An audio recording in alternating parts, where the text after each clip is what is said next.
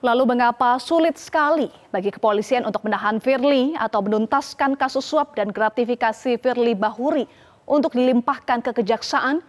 Kita akan membahasnya dengan mantan penyidik KPK Yudi Purnomo. Selamat malam, Mas Yudi. Selamat malam, Mbak Eva. Ya, Mas Yudi, Firly dicari anggota DPR, ternyata malah asyik bermain badminton nih, Mas Yudi. Apakah video Firly main badminton mengejutkan Anda?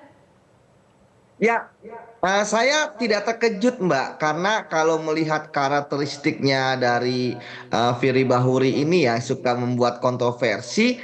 Nah, tinggal kita menunggu saja kapan dia akan keluar setelah terakhir di pemeriksaan dia mangkir, kemudian tidak dipanggil lagi, dan beberapa kali kita tahu misalnya pengacaranya yang terdahulu mengatakan tidak bisa kontak, hilang komunikasi, kemudian DPR kemudian mencari juga seperti itu. Tapi kita tahu bahwa sebelumnya kan juga ketika dipanggil saat masih menjabat ketua KPK, dipanggil oleh penyidik, dia juga pergi ke suatu daerah ya untuk melakukan dinas dibandingkan memanggil yang bersangkutan, termasuk ketika ada gimmick dia ngumpet di dalam mobil kemudian keluar dan pergi dari tempat yang berbeda ketika diperiksa di Barreskrim. Jadi sebenarnya saya tinggal menunggu saja, dan ini tepat momennya. Yang saya lihat bahwa ini justru sebenarnya harus menjadi evaluasi bagi penyidik Polda Metro Jaya ya, bahwa ketika memberikan hati kepada Firly Bahuri dengan tidak segera melakukan penahanan,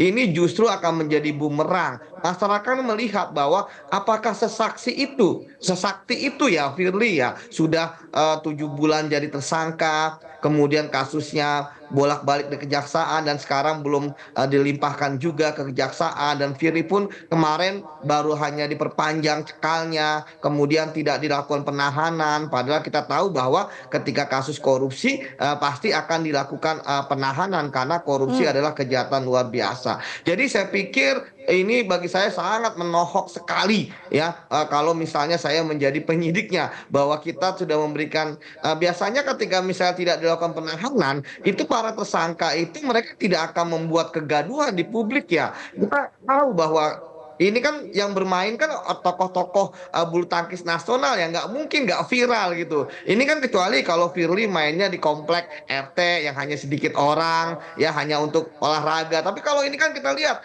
ramai sekali orang-orang, legenda-legenda bulu tangkis juga bermain. Nggak mungkin ini nggak viral. Saya pikir ini justru menjadi, sekali lagi harus menjadi cambuk bagi penyidik untuk mengevaluasi terkait dengan penahanan Firly. Kalau jadi saya segera akan melakukan pemanggilan kepada Firly sebagai tersangka dan kemudian melakukan penahanan. Ingat loh bahwa penyidik Polda Metro Jaya mempertaruhkan reputasi Polda Metro Jaya terkait dengan kasus ini, karena kalau mereka berhasil menuntaskan tentu akan mendapatkan prestasi. Tapi kalau seperti ini kita lihat bahwa seolah-olah Firly menunjukkan bahwa saya masih ada nih, saya masih eksis, saya masih main bulu tangkis gitu kan, dan saya masih berhubungan dengan banyak orang, saya masih diakui orang. Ini kan tentu sangat sangat riskan lah bagi upaya kita untuk memberantas korupsi, akan menjadi sangat bagi saya gimmick-gimmick seperti ini kan sebenarnya tidak perlu seperti itu, Mbak.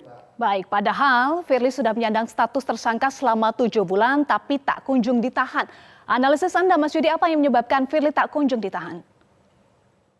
Kalau saya sejujurnya tidak ada alasan sebenarnya tidak menahan Firly ya. Kalau dari alasan objektif sudah jelas, korupsi ancaman hukumannya di atas 5 tahun ya. Kemudian kalau alasan subjektif ya ini kan sebenarnya debatable ya. Tapi bagi saya sebenarnya kan bahwa pertama Firly tidak akan melarikan diri, Firly akan merusak barang bukti, ataupun Firly diduga akan mengulangi perbuatannya, sebenarnya kan sudah tercakup di situ. Ingat loh, semakin lama tersangka korupsi itu ada di luar, ya kecenderungan diduga nanti akan mempengaruhi para saksi-saksi lain, tentu akan ada.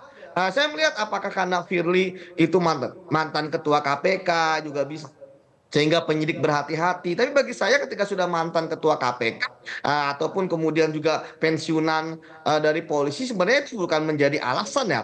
Kepolisian juga sudah beberapa kali ya menangani kasus korupsi terkait dengan bukan hanya pensiunan jenderal sendiri gitu. Jadi saya pikir sekarang sudah tidak perlu lagi ada alasan ya, karena memang semua sudah tercangkup, apalagi ini sudah viral, ya, ini Mhm. sudah tidak bisa terbendung lagi. Jangan sampai ada mitos, jadi jangan-jangan jangan-jangan Firly memegang akun, ya kan, terkait korupsi pejabat sehingga dia tidak ditahan. Padahal menurut saya, ketika dia sudah menjadi mantan ketua KPK, sudah tidak ada lagi kartu as yang akan dia pegang. Toh dia sudah tidak memegang kendali terhadap penyidik KPK ataupun jaksa KPK ataupun pegawai KPK karena dia sudah mantan. Jadi saya pikir kalau misalnya dia pun akan buka-bukanya, buka saja gitu kan. Toh Baik. sampai saat ini juga dia hanya diam saja seperti itu. Mhm. Iya, Mas Yudi, tetapi polisi juga menyatakan bahwa akan menjamin menuntaskan kasus Firly. Tapi mulai dari mana nih penuntasan kasus agar tidak terkesan kasus Firly mandek? Ya, kalau saya lihat kan sekarang masih ada kesempatan ya bagi penyidik Polda Metro Jaya untuk melimpahkan kasusnya kembali kepada kejaksaan. Di sini kan yang paling penting sebenarnya strategi ya, apakah akan dilakukan penahanan ya kan atau ketika melimpah ataupun ketika sudah tahap P21. Namun bagi saya sekarang penanganan kasus Firly sebenarnya paling penting itu bukan lagi masalah penegakan hukum ya, tetapi kepercayaan masyarakat ya. Saat ini untuk kepastian hukum bagi Firly, statusnya kan sudah tersangka.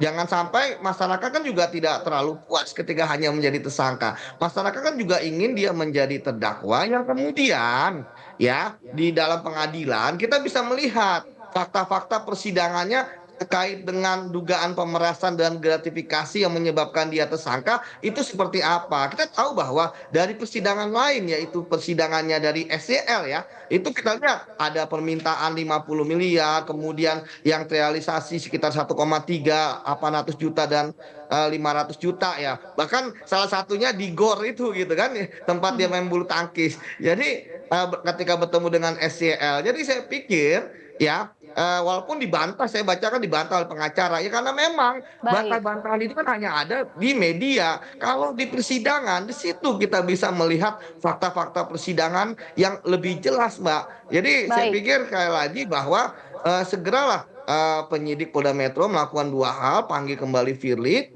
kemudian sekaligus untuk melimpahkan perkaranya ke jaksa dan kita harapkan teman-teman di kejaksaan juga segera mem-P21 kan bahwa Mhm. berkasnya sudah sempurna. Seperti itu, Mbak. Baik, kita nantikan ya penuntasan Ya. kasus Firly Bahuri agar tidak terkesan mandek oleh publik. Terima kasih mantan penyidik KPK Yudi Purnomo sudah bergabung bersama kami di Top News. Jelajahi cara baru mendapatkan informasi. Download Metro TV Extend sekarang.